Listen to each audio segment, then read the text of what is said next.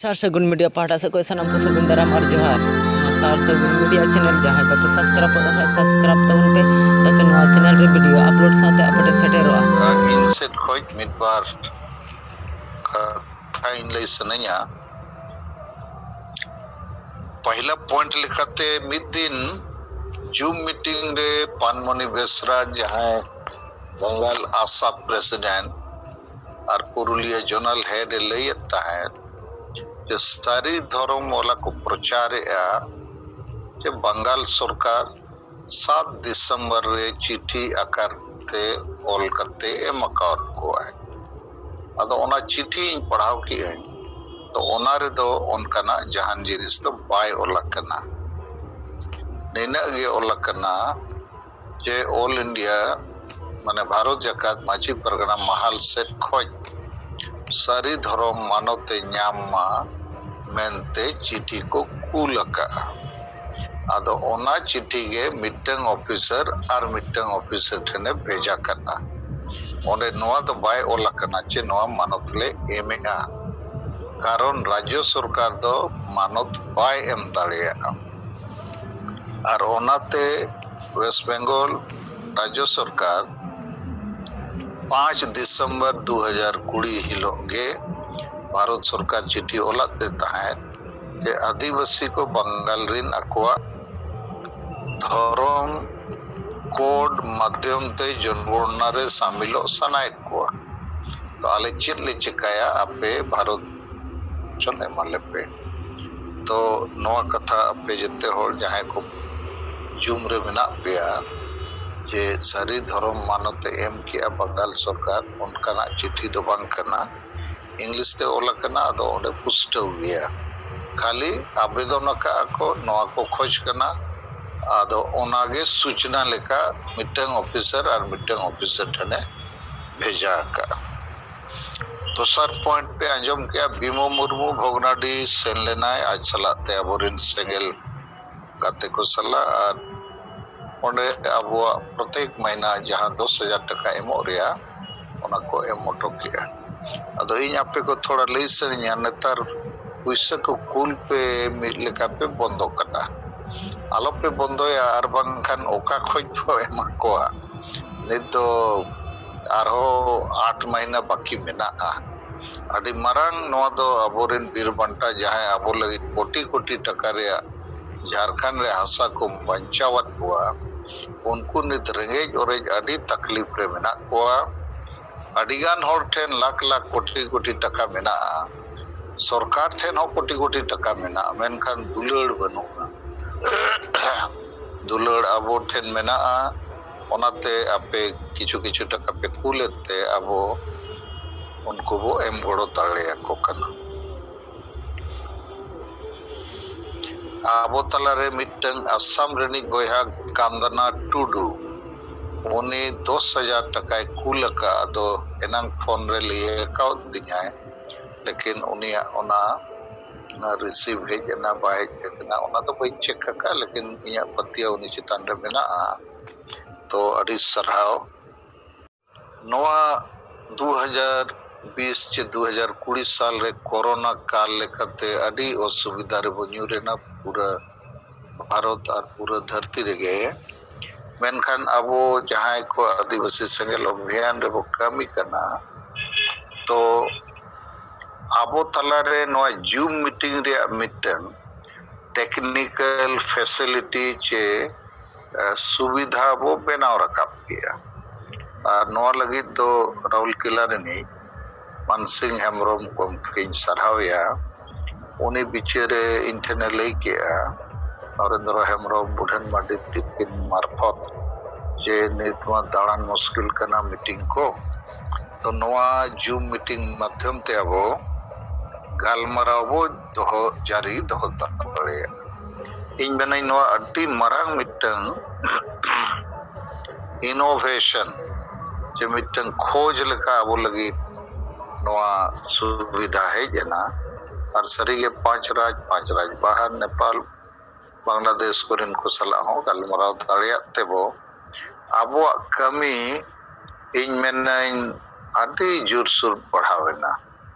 तो नवा लगित ते मानसिंह हेम्ब्रम और आपे सनाम को सराव पेया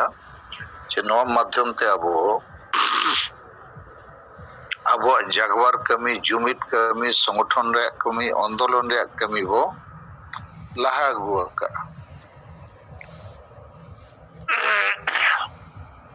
नित दो अब नॉय पुतला दहन कार्यक्रम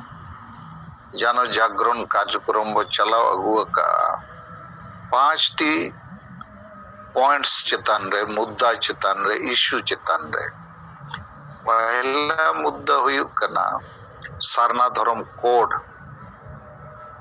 अब नाम दरकार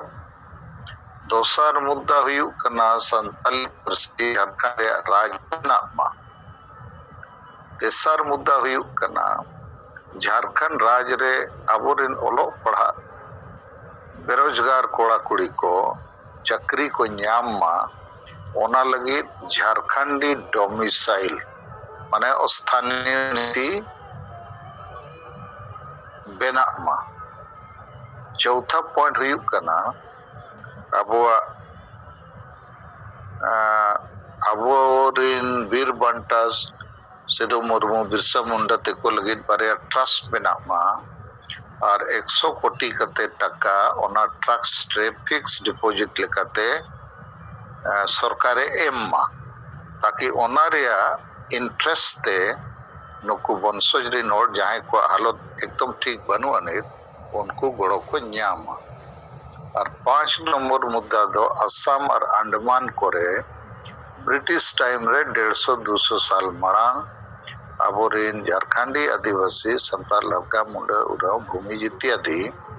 असम चा बगान कोरे और अंडमान द्वीप कोरे को इदिलेट को अंग्रेज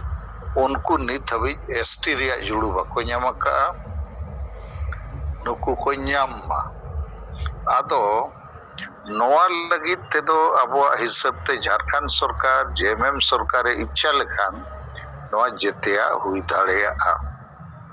आदो नित तो नोआ कटी इन समीक्षा न्यो आपेया जैसे सरना धर्म कोड रिया मामला झारखंड सरकार और विरोधी दल रिन जेते एमएलए चे जेते पार्टी के को पास करा 11 नवंबर 2020 साल रे मेनखान नित तो जेते को थीरेना और अडिगान दो लड्डू को हटिंग किया रस्क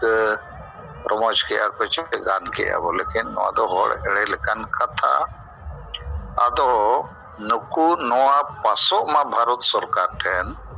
ओना दो पलेट बाको इच्छे अरबंखान नित हुना जुर सुर नोआ चितान को हल्लाया आंदोलन तो गोटा भारत आदिवासी सेंगल अभियान आपे को तबो आयुरिया को कमिया को उन कजाक सगाड़ पे चुरका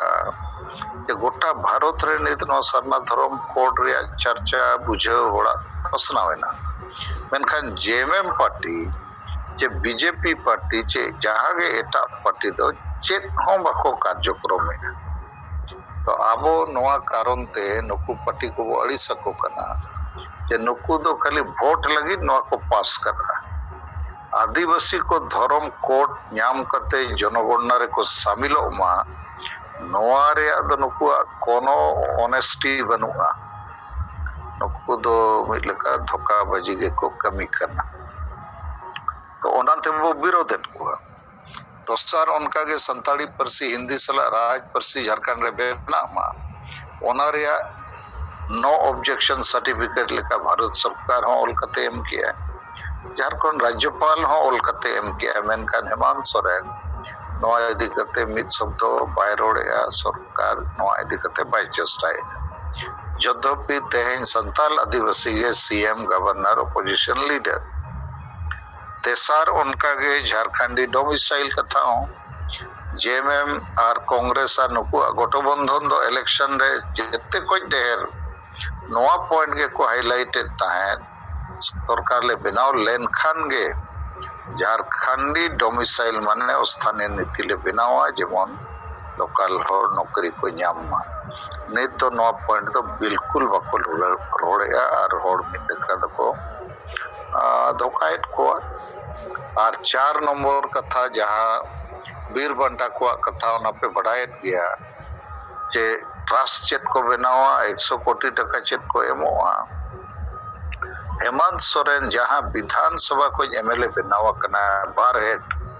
ओना विधानसभा रेगे भोगनाडी अतु मेना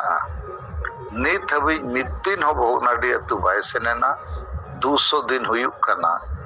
रामेश्वर मुर्मू गज करते और जहान मित पुइसा रे गड़ो बनु सीबीआई जांच रे कथा मेनला अनुशंसा किया 100 दिन हुईना ओना हो चेत हो ओना रे कार्रवाई बनु तो नोआते नो प्रमाणित कना जे हेमंत सोरेन शिबू सोरेन जेएमएम पार्टी दो वीर बंटा को सला हो मतलब बनु खाली मतलब वोट सला मेना और वोट लगी तो आको को पढ़ाया जे संताल परगना दो मुसलमान और ईसाई वोट तेगे दाड़िया और नोआ सीबीआई जांच को हुई लेन खान पछेत ओना वोट रे असुविधा हिजु तो वीर बंटा को लगी होन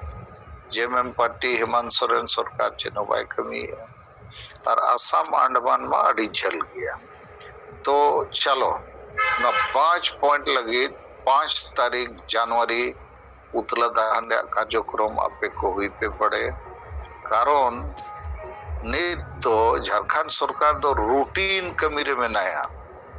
रूटीन कमी और नीतिगत कमी रे फर्क मेना रूटीन कमी माने दो पानी बिजली रोड रास्ता बनाव में और नीतिगत कमी रे माने दो नीति बनाव में स्थानीय नीति रोजगार नीति शिक्षा नीति विस्थापन पलायन खोज बंचा रे नीति आदो उनकान चे नीति हो नई दो बाय बनावेआ नई दो खाली पानी बिजली रोड रास्ता स्कूल अस्पताल रे कथाएआ ओना दो जहां के कमी दाड़िया ओना लगी तो पैसा लगती और पावर और बिना एमएलए एमपी ते हो कमीया ओना मा ऑफिसर को एको कमीया ओकरे दा रे चापाकल रे रोड रे कमी ओना रे ऑफिसर मेना को बजट मेना विभाग मेना इंजीनियर मेना को लेकिन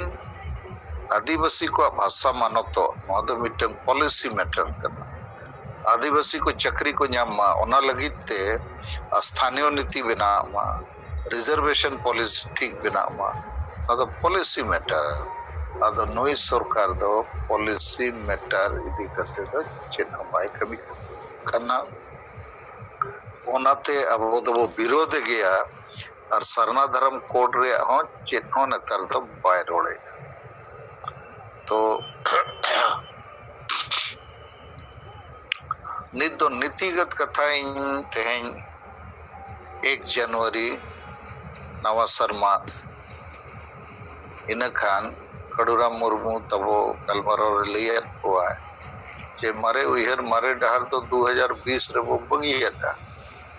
2021 रे तो नितो नवा उहर नवा डहर रे तड़ाम और होड़ हो तड़ाम लगी को सपड़ा करना अदा अड़ी सरी कथा करना अदो आबो जहां कमी होरा ओना कई धरा तुलनात्मक अपे बुझो सनया जे पाछे जुग जुग खोज अब आदिवासी बो तायम कना पोसड़ा चो कना वो रेज चो कना वो गोज चो कना वो नित तो मिटन नवा लेकना रान बो नाम ओडोक का जुमिदो रे रान और ओना जुमिदो लगिते आदि पुष्टो नेता नीति रणनीति संगठन कमी होरा और टारगेट ओना तुरुई गोटे जिनिस आबो बो फिक्स किया नोआ तुरुई गोटे जिनिस दो एटा पाले चिली आदिवासी संगठन हो टेनो बनु चे नेता तो उहर रे कथा सलखान मुर्मू लेकन नेता एटा आदिवासी सामाजिक राजनीतिक धार्मिक संगठन रे पाचे बनु हुआ नेता तो उन्हीं करना है जहां होरे बड़ाया होरे तड़ामाए और होरे लैया leader is one who knows the way, goes the way and shows the way. तो अब तलारे अडिगान संगठन अडिगान आयुरिया दो मेना कोआ लेकिन उनको दो नीति बाय पुष्टवा तो नेता हुई ना बिट्टे दोसर दो नीति अडिगान संगठन मा सामाजिक और राजनीतिक तलारे सगई के बाको तोल दाड़े कना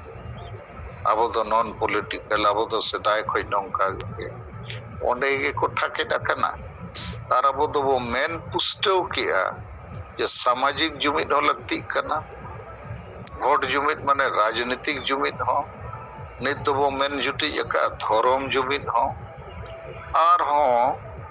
धन जुमिद हो लगती का सांगे होड़ कई बो एम गोड़ो लेन कान लाख लाख कोटी कोटी टका लगती है मिट्टन समाज उथनव लगी तो होड़ जुमिद भोट जुमिद धन जुमिद धर्म जुमिद नवा जुमिद रे कॉन्सेप्ट हो अब तो वो पुस्तव का बाकी कुठेन दो नीतिगत न बुझेव गे बनु अदो सदाय खोज अब तो नॉन पॉलिटिकल रे कोठा के डकना इनते हम रणनीति रे कथा नो बुझो रे कथा कर खाटो ती बुझोत पे अबो हिसाब ते दो पार्टी खोज मारांगा समाज नेता खोज मारांगा हासा भाषा जाति धर्म रे एजेंडा और एटा को लगी तो पार्टी मारांगा समाज खोज ओनाते ओकोय जेएमएम रे कथा है ओकोय बीजेपी ओकोय कांग्रेस समाज रे तो बको कथा है उनको दो आबो तो वो मैंने पार्टी दम जहां गे जहां पार्टी रे तहन में समाज रे हम रोड अच्छे बांगे समाज लगी हम कमी करना चाहिए बांगे और जहां तिना मारंगे एमएलए एमपी मंत्री मुख्यमंत्री प्रधानमंत्री जदि आदिवासी को आशा भाषा जाति धरो इज्जत आबादी रोजगार चाषबास और संविधान रे पाखरा को बाम बचाव दड़िया इनखान दो गवर्नर तहन प्रधानमंत्री तहन चे लाभ आदिवासी तो नवा मिटंग अडी मारा रणनीति कना अद बुझो दरकार कना नवा मिटंग स्ट्रेटजी रे मैटर कना कॉन्सेप्ट रे जैसे नीत अब समंग रे नो मैटर है जकना जो सरना धर्म कोड बो नाम कना लेकिन नवा दो भारत सरकार और भारत रे पार्लियामेंट रे विचार हुई दड़िया तो पार्लियामेंट मा अबोरिन हड़ बनू को एमपी और भारत सरकार हो अब बांग करना इतने खान चेल लेकाते वो कमिया इन खान नित अब वो बिचेरिया जे जनता दल यूनाइटेड नोइरिन 24 टीगन एमपी पार्लियामेंट लोकसभा राज्यसभा रे मेना को आदो पछे नुकु को गोड़ो आबो को कमी हुआ तो न तो रणनीति कना ओंडे तो पार्टी नेल रे दो बांग कना ओका पार्टी कना अब दो कमी सला मतलब ना बीजेपी हो गोड़ो खान ठीक गया कांग्रेस हो गोड़ो खान ठीक गया अदो अब तला रे अडी गान हड़ को अदो ना रणनीति रे बुझो बनुते अरे नुकु दो नवा पार्टी को नुकु दो हाना पार्टी को अरे आम जहां गेम पार्टी के यदि समाज लगी समाज उथनव लगी बाम रोड दाड़िया बाम कमी दाड़िया इनखान बेकार गया तो नवा रणनीति रे कथा इन तम संगठन रे कथा संगठन दो होड़ जावरा एकला दो संगठन दो बांग कना होड़ को जावरा मा नेता हो नेल उरुम कते नीति हो रणनीति हो आर बंखान हाट रे होड़ को जावरा अडी संगे पाता रे को जावरा लुगु बुरु रे को जावरा अदो नुकु दो संगठन दो को बांग कना नुकु दो सेनो और हिजु होड़ कना को संगठन दो ओना कना जहां रे नेता नीति रणनीति पुष्टव ताहना जे चेत लगित बो जावरा कना चेत बो कमिया अदो आबो आदिवासी सेंगल अभियान रे तो नीत अडी फॉर्मल ऑर्गेनाइजेशन दो बांग कन रहो जते बो मेंबर को मेंबरशिप बो रिन्यू या एक्टिव मेंबर लाइफ मेंबर ओना को तो बनुआ लेकिन जते होड़ पे बढ़ाया जे सेंगल अभियान सला सेलेक्ट अकना माने नेताम पतियवे कना उनिया नीति आइडियोलॉजी ओनाम विश्वास कना और रणनीति हो चे सामाजिक राजनीतिक धार्मिक जते आगे लगती है तो संगठन हो इन मेना पाछे भारत दो चेत आदिवासी को नौकान संगठन धरती रे पाछे बनुआ नुना मरंग संगठन 5 राज्य में मेना को गया बाहर रे मेना को और जेते होड़गे नवा संगठन रे दो नेता नीति रणनीति चेतान रे पतियो मेना ओना सलाते कमी होरा अब ने कम बेसी वो कमी कान गया जे साप्ताहिक अतु दुड़ू जुमिद लगे जुमिद बाखेण अतु अतु रे बारिया 1 स्टार कमांडर कोड़ार कुड़ी नाम ज्ञान के पाले तो नेता नीति रणनीति संगठन कमी होरा और टारगेट रे सब कते तो एक कमी करना एटा को दो नोकाना चेत हो बानु लेका गे दोसर पॉइंट नीति रे कथा जहां नेता इनतम नीति हिजुआ तो अब अडी पुष्टो नीति मेना मारे उयहर मारे डहार बो बगिया नवा उयहर नवा डहार बो अपनारा ओनारे माने नोय जे रुमु बुलु डाडो बरन डर नाम विशेषय महिला विरोधी मानसिकता वोट किरिंग अखरिंग को नवा को तो बीमारी करना नवा बीमारी चाबाया तबे नाम जुमिदोगा जुमिदो तबे एनांग हसा भाषा जाति धर्म को जितकरा अद नवा आइडियोलॉजी नवा नीति हो नित्य होर को बुझेव इदी आडी प्रचार ना तो इनखान नवा खिलाफ रे रोड तो मुश्किल गया नवा तालारे बो नेल किया आसेका भुवनेश्वर वाला जूम मीटिंग को एहबला 10 जन 12 जन नितो को आतेना चेद गालमारावा अब मा जेतिया गालमाराव पूरा कटा अद नवा विरोध रे गालमाराव सनम खान गालमाराव में लेकिन ओकोय अंजम में पाछे गालमाराव हो मुश्किल गया तो नीति तब अड़ी केटे गया अड़ी पुष्टव गया आदिवासी समाज न्यूत खोज मार्शल से ओहार इदी रेया मिटंग मार्गदर्शन अब बो न्याम का मुचेद रे माइक्रो और माक्रो कथा नो हम इतनी बुझोत पे नोरे माने तो नोगे माइक्रो माने हुडिया और माक्रो माने मारांगा अदो अब आदिवासी समाज रे दो अडिगन माइक्रो ऑर्गेनाइजेशन मेना को हुडी हुडी संगठन पंचायत रे ब्लॉक रे जिले रे आयुरी हो उनकान को अडी संगे मेना को लेकिन माक्रो तो बनु का माने मारांग तो माक्रो लीडरशिप एमो माक्रो ऑर्गेनाइजेशन ओना लगी तो बुद्धि विचार लगती है मारांग नीति लगती है जहां संगे होड़ को कुसिया मा और मारांग लीडरशिप हो लगती है लीडर ताम जदि बाय मारांगा उनिया बुद्धि विचार बाय मारांगा उनिया कमी रे अनुभव जे बखान कमी कते देखावा कर रे रिजल्ट जदि बनुआ इनखान होड़ चिदा को मनावया एमएलए एमपी हम को मनावया जदि पूरे भारत के धरती रे आदिवासी को लगे उनी ठेन उनकान विचार उनकान कथा बनुआ इनखान दो बाको मनावया हाँ टेम्पररी हुडिंग आकार रे हडी पुरो चकना को एम दाड़िया को फुटबॉल मैच को प्राइज को ईमान तीन लेकिन मारांग आकार रे दो उनिया कथा आइडियोलॉजी विचार कमी होरा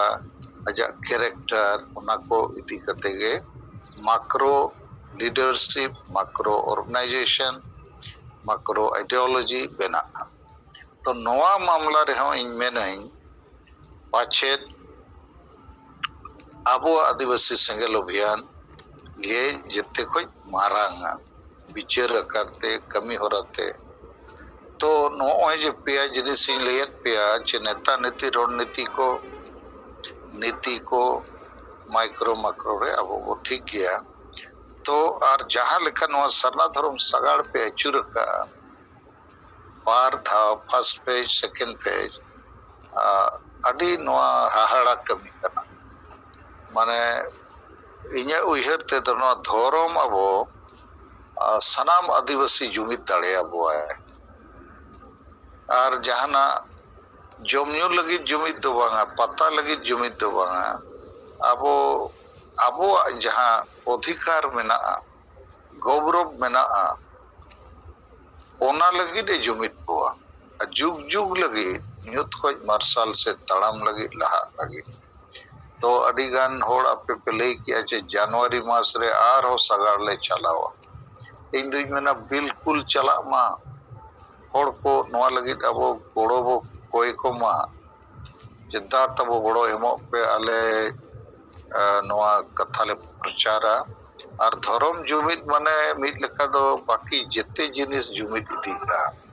ᱯᱟर्टी ᱨᱮᱭᱟᱜ ᱡᱟᱦᱟᱸ ᱫᱤᱣᱟर ᱡᱮ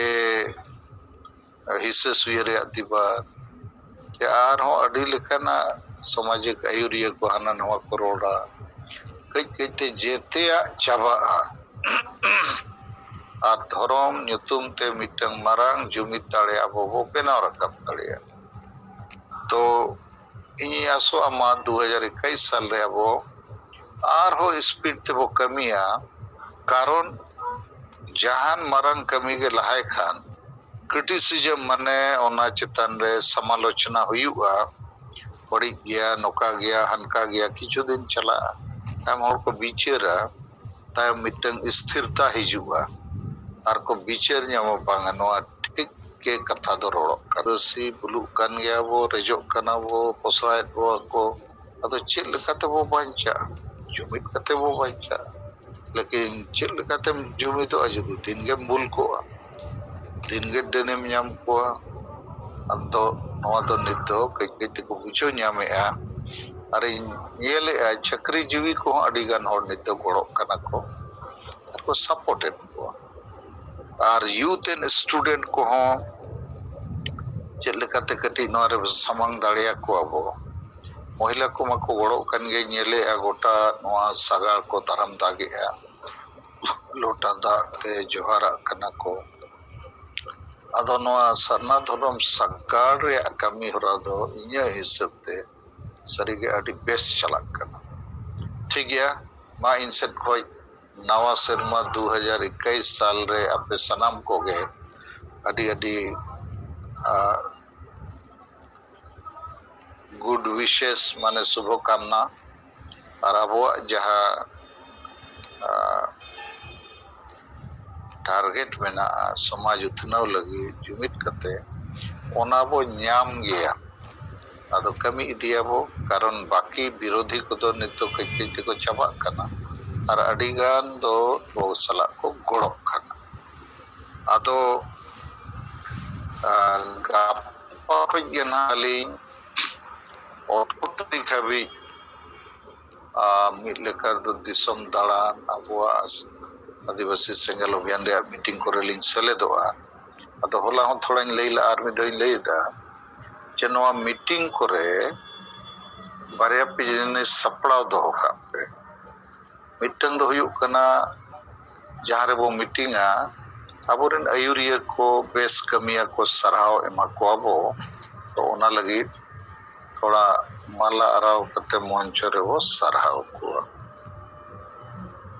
दोसार जिनिस अबुआ नोआ आंदोलन रे मीटिंग रे एहब रे स्वागत भाषण लेका हुयुक दरकार दोसार रिपोर्टिंग हो हुयुक दरकार ओना करे चलेका कमी चला कना और तेसा नुकु एरिया को सरहाव कमी हो हुयुक मा 4 नंबर रे कटी गामछा को पे अचूर लेकान जाहे के जहां तिना खुशी मनते गड़ो को एम दाड़िया एम दरकार उनका वो परकेव को हो और जनता दल यूनाइटेड कोरिन किछु गान हर को हित दाड़िया ना नेवता कना को नखान उनको लगी मंच रे मिट बारे जगह को एमा को और मिट बार हर को रोड चवा को और आपे को चेक लेका पे कमी करना नो मीटिंग रे मिट बार हर दो बेसे खुलम खुली रोड पे आबुआ संताली परिस्थिति के बखान आबो रे नोड़ी नेल पे दिकु मिट बार हर हे एनखान दिकु ते रोड़े में हक के और बांखान उनी खुशी चोय लेकाम गालमाराव बांगे नो को तो आदिवासी सेंगेल अभियान मीटिंग गो सपड़ाव का तो ओना हिसाब तेगे खुलम खुली आपे आपे गालमाराव ते इहो बड़ाय होचोय पे चेक लेका ओना मीटिंग धारा पसी एरिया रे कमी को चला कना हड़ को रिस्पांस को चेक लेका और मिद धो इन आपे को जते अडी सरहाव पे तबो अति मरंग कमी रे आपे योगदान पे एमेआ और जहां को टाका पैसा को एम गड़ो आबो कना कम बेसी जेते गे अड़ी सराव और आबो समांग रे अड़ी मारंग चैलेंज दो मेना मेनखान नोआ नित बो पूरा दाड़िया माने अड़ी समय नोंका बुझे कान ताहे अरे नुना संगे हो बाको बुझे चे लेकाते वो जुमित कोआ लेकिन नित ᱧᱮᱞ कना जेते होड़ को जुमिदोआ चेदा बांचा लगी कोई गुजुक सनाया कोई हो गुजुक बाय सनाया कोई पोसड़ा चो सनाया बाय पोसड़ा चो सनाया तो किछु गान होड़ हिस्से सुयते बुझो कते हम बांग बुझे सना कोआ लेकिन सांगे होड़ दो जैसे अपया कमी तेगे नो ᱧᱮᱞ उरुम दाड़िया कना जे सरी धर्म मेमेन आयुरिया को आकोरिन अतु दिसम रिन होड़ दो मेन दो आले दो धर्म ले लगती कना अदो उनको लीडर को दो सरी धर्म कारण अकोय दो तृणमूल सला गते कना उनते कुछ पैसे अगुई सरी धर्म नितुम ते थोड़ा खर्चाया और हांडे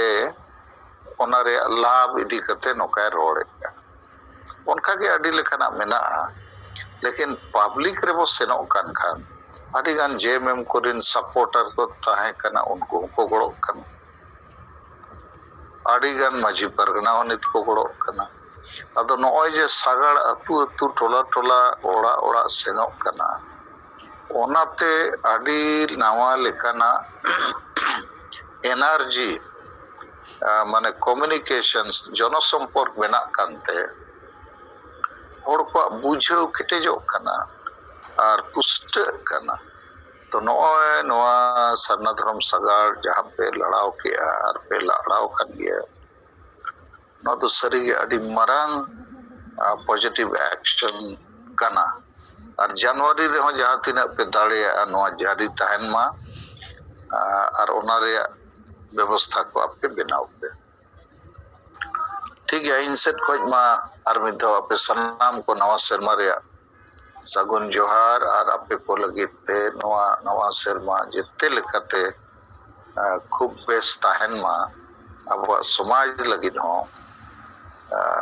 उनका इनसेट खोज आपे को इन्या गुड विशेष आशीर्वाद इन